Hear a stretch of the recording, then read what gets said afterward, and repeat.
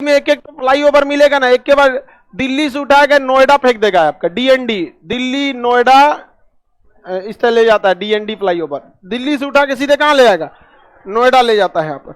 अभी एक तो फ्लाईओवर बना रहा है हरियाणा, दिल्ली और यूपी, 3 राज्य के ऊपर ऊपर ब्रिज उतरेगा।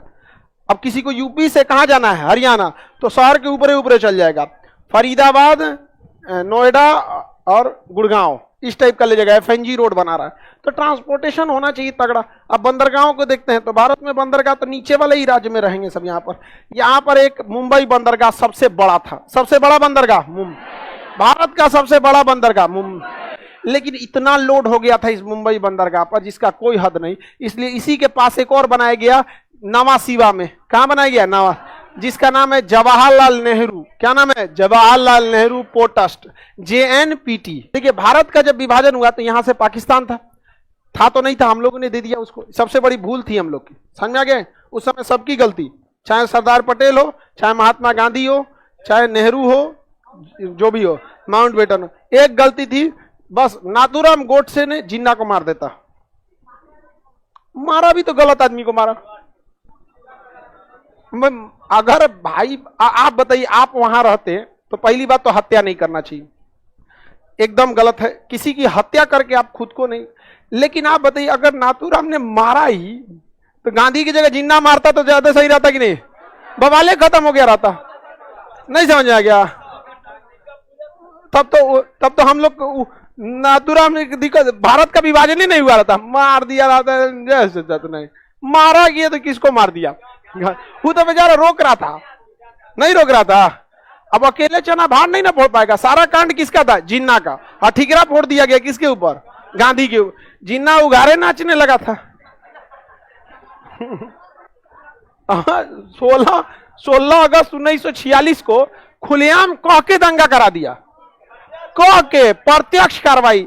अरे उसको मारो, मार दिया जाके किसको, यहाँ पे गलती, हमको लगता है ना कि पहचान में गलती हो गया, फोटो दिखाया होगा इसको मारना है, मार दिया रॉन्ग नंबर, मिस हो गया।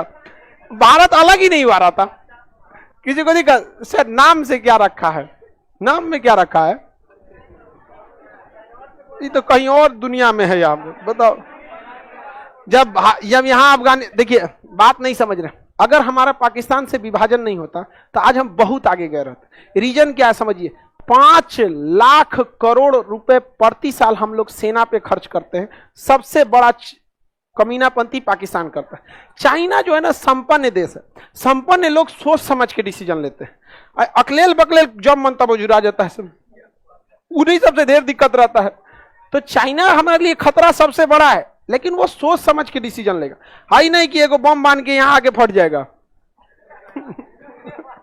यहां आगे नहीं फटे। तो आप जरा सोचिए कि अगर हमारा विभाजन नहीं होता तो इतनी बड़ी सेना जो है, इतना खर्च हो रहा है, सेना रखना बहुत जरूरी है, लेकिन विवाद नहीं होता तो इतना तो नहीं जाता। अगर वो एजुकेशन पे खर्च होता तो कितना आगे जाता। और दुनिया में कम से कम 20 करोड़ लोगों को तो गाली नहीं सुनना पड़ता, पाकिस्तान के लोग, हम तो अकेले 20 करोड़ को गरियाते रहते हैं। तो यहाँ पे कराची शहर था, जस्ट गुजरात के पास क्या था, कराची। ये कराची बंदरगाह भारत के लिए एक बहुत जरूरी था, क्योंकि इस पूरे एरिया का व्यापार कहां से होता था, कराची से। इजी था यहां से यहां जाना, सेटल था।